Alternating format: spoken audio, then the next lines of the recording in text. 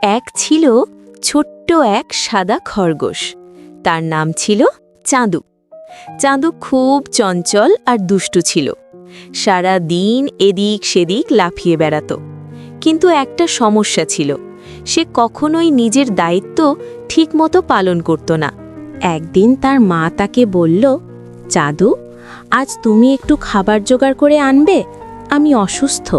চাঁদও প্রথমে রাজি হলো, কিন্তু বাইরে গিয়ে বন্ধুদের সাথে খেলায় মেতে উঠল। সময় কেটে গেল, সূর্য ডুবে গেল, তবুও সে কিছুই আনল না। বাড়ি ফিরে দেখে তার মা ক্ষুধায় কষ্ট পাচ্ছে। চাঁদুর মনটা হঠাৎ খুব খারাপ হয়ে গেল।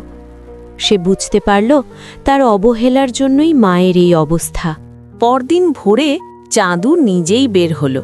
সে অনেক কষ্ট করে খাবার জোগাড় করল এবং মায়ের কাছে এনে দিল। মা হাসি মুখে বলল, দায়িত্ব বুঝতে পারাই বড় হওয়া। সেদিন থেকে চাঁদু আর আগের মতো থাকল না।